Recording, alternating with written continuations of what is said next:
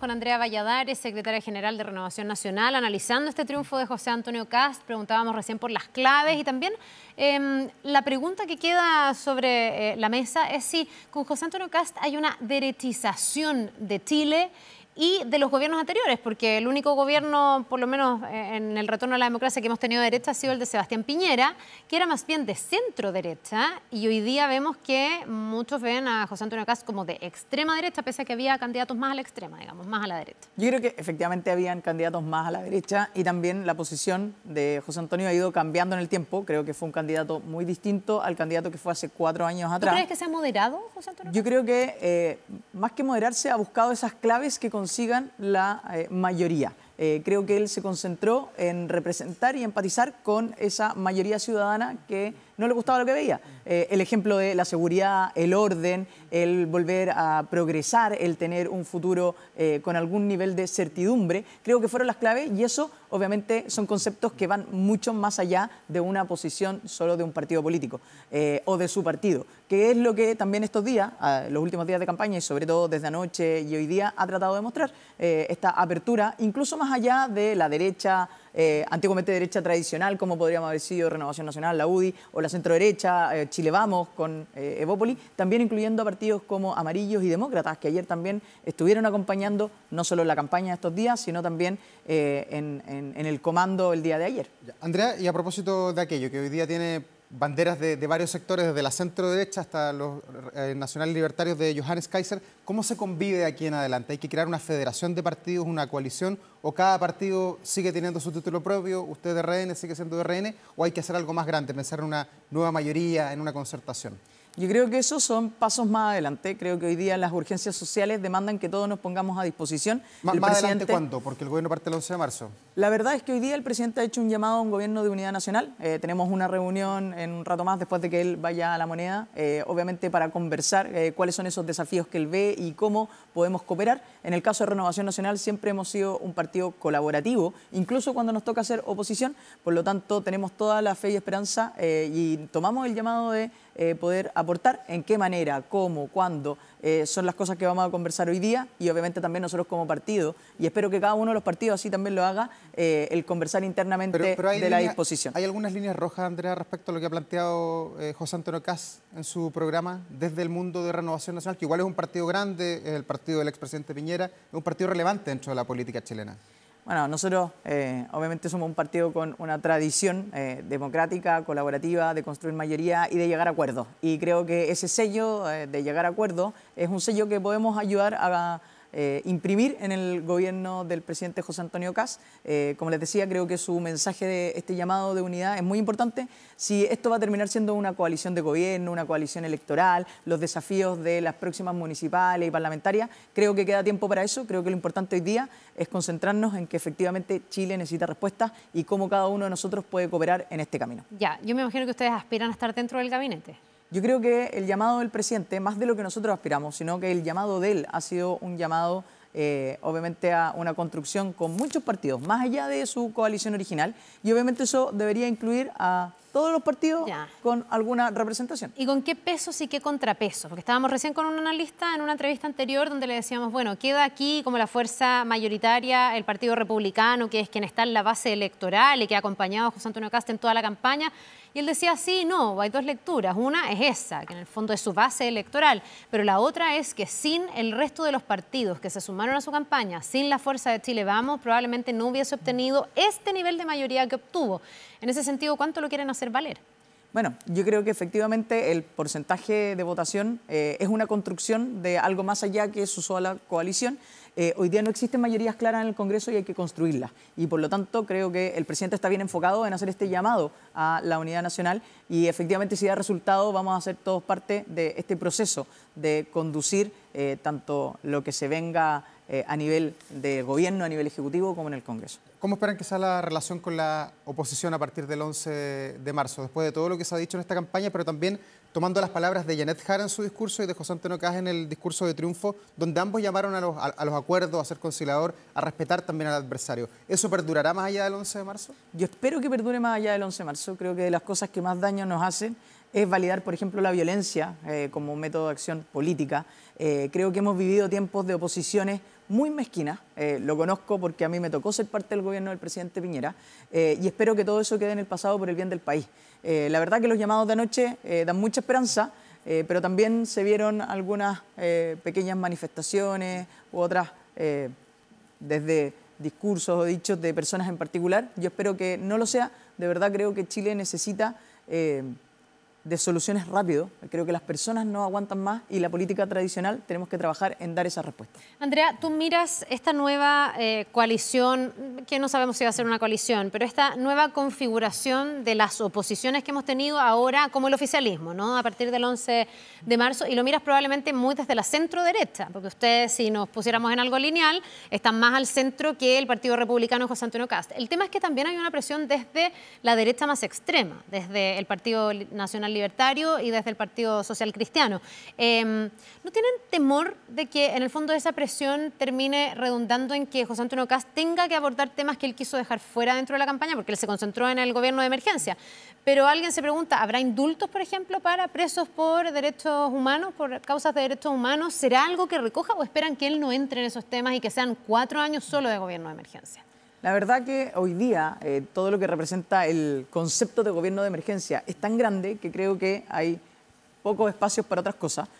Probablemente todos los temas de seguridad se van a abordar en los primeros días de gobierno y la verdad es que por lo menos lo que él planteado, lo que el mismo presidente ha planteado es esta concepción de un llamado de gobierno de unidad para atacar la emergencia. Ese es el primer llamado. Todas las otras líneas, todos los otros posibles discusiones probablemente van a seguir en ¿Y cómo esperas que él administre esa presión que va a venir sin duda desde la derecha más a la derecha? La verdad que creo que hoy día la supo coordinar, procesar todas nuestras diferencias de buena manera durante todo este tiempo de campaña. Creo que hemos tenido varios episodios ya hoy día hitos como el del rechazo, donde muchas personas que pensábamos distinto logramos coordinarnos en un lugar mayor. Ayer lo decía Jimena Rincón desde el comando, creemos que se ha terminado un clivaje, dictadura o democracia. Creo que sí o no, todas aquellas antiguas maneras de ver la política en Chile creo que ya han quedado superadas después de estos procesos. Que sea José Antonio Kast solo demuestra que él tuvo la amplitud de poder sumar a todos de buena manera. Andrea, usted senadora electa, asume el 11 de marzo, igual que el presidente José Antonio Kast. ¿Cuáles son las prioridades legislativas para usted a contar del 11 de marzo? ¿Coincide con la visión que tiene José Antonio Kast, que ha planteado que van a ser reformas económicas las primeras que va a enviar al Congreso, o usted partiría por otra mirada de la sociedad? Yo creo que tanto económicas como de seguridad, creo que son dos cosas que se necesitan hoy día mucho. ¿De seguridad como qué, por ejemplo? Obviamente, todas las leyes que quedaron pendientes en el fast track legislativo que tenía que terminar en este periodo y que no se han terminado. Creo que ahí hay varios proyectos que se pueden sacar rápidamente. Obviamente el paquete que presente el presidente José Antonio Kast, que probablemente lo va a trabajar antes de asumir para tenerlo listo apenas parta el 11 de marzo la nueva legislatura. En particular a mí, ¿sí? Obviamente seguridad, economía, particularmente agricultura, que en el Maule es uno de nuestros motores, y salud, que creo que es un dolor muy importante. Probablemente en salud hay mucho más de gestión que de proyectos de ley, pero todos los que hoy día tengamos algún cargo, si podemos apoyar en esas gestiones, creo que es demasiado necesario. Ya, pero ¿van a apoyar todo lo que presente José Antonio Kast o corremos el riesgo de tener las visiones de la derecha expresadas ahí en el Senado? Yo creo que van a ser proyectos que van a ser de mucho sentido común, que son aquellos proyectos que obviamente se necesitan hoy día, y en eso creo que nadie se va a poder restar, incluso más allá de la derecha. Andrea, ¿cómo miras tú la eventual crisis de expectativas que se pueda generar? Los analistas coinciden en que cada día hay una luna de miel mucho más corta, que la gente quiere respuestas mucho más efectivas y más rápidas, y hoy día hay problemas justamente que son urgentes. Por algo el presidente electo ha rotulado esto como un gobierno de emergencia. ¿Cómo ves tú que se va a tener que administrar el tema de las expectativas y hasta qué punto se va a poder cumplir con lo que se prometió? O sea, aquí, por ejemplo, se prometió ordenar la migración ilegal, que es algo que evidentemente toma, uno cree, bastante tiempo, salvo que haya que hacer algo que no se haya hecho hasta este momento. A ver, primero creo que el tema de las expectativas también pasa por un tema de comunicación. Hoy día hay una comunicación vía redes sociales que es inmediata y que obviamente genera también una presión. Existe una plaza pública desde las redes sociales donde se genera discusión, muchas veces también se malutilizan para ataques y obviamente eso pone un contexto distinto en cómo se ejerce gobierno. probablemente se vio mucho más claro con el gobierno del presidente Boric, apenas partió. Hoy día es lo que va a tener que asumir también el nuevo gobierno del presidente José Antonio Kast. Yo creo que hay varias cosas que tanto administrativamente se deben hacer y se pueden hacer muy rápido. En el caso de migración creo que hemos visto cómo muchos funcionarios tal vez no han trabajado con la celeridad, la responsabilidad que se necesita. Me acuerdo inmediatamente del caso de la impresora en el Paso Colchane. Respuestas administrativas tan básicas que hemos visto durante los 4 años. Creo que un cambio de gobierno, que es precisamente lo que proponía José Antonio como concepto, un gobierno de cambio, ya desde lo administrativo puede generar mayores avances. Obviamente hay cosas también que se pueden hacer, hay planes que se pueden ejecutar que creo que van a hacer cambiar inmediatamente la percepción. Y la voluntad, el dónde van a estar esas prioridades del gobierno también son señales que ayudan a que las cosas avancen más rápido. En su primer gobierno, Sebastián Piñera también tenía múltiples desafíos porque era la primera vez que la derecha llegaba al poder y él optó por un gabinete que era muy técnico, sobre todo cuando partió el 11 de marzo del 2010 y tuvo que cambiar de marcha a mitad de camino. ¿Qué esperan ustedes de José Antonio Kast? ¿Un gabinete que sea político, con miembros que son militantes de partidos, o un gabinete más técnico con personas que no conocemos pero que van a aflorar ahí en la palestra pública? Por lo menos de las señales que él ha dado, creo que va a ser un gabinete con bastante mezcla, con políticos de mucha trayectoria. Probablemente el llamado es a todos los partidos y que existan militantes de esos partidos, pero también independientes que han ejercido distintas labores, tanto de experiencia en mundo privado como en mundo público desde otras esferas no necesariamente ¿Debe estar ahí ejecutivo. Evelyn Matei, por ejemplo, en ese gabinete? Yo creo que esos son parte del proceso que se debe hacer ahora. Evelyn Matei ha mostrado, bueno, el primer día de la elección de primera vuelta inmediatamente fue entregar su apoyo a José Antonio Kast y creo que eso ayudó muchísimo a cómo nos incorporábamos como Chile Vamos y el resto de los partidos que la apoyamos. El rol que va a tomar de aquí en adelante creo que también pasa por una conversación de ella con el presidente electo. Falta algo ahí, parece, porque ayer muchos decían, bueno, fue bastante escueta en el saludo que le hizo por Twitter.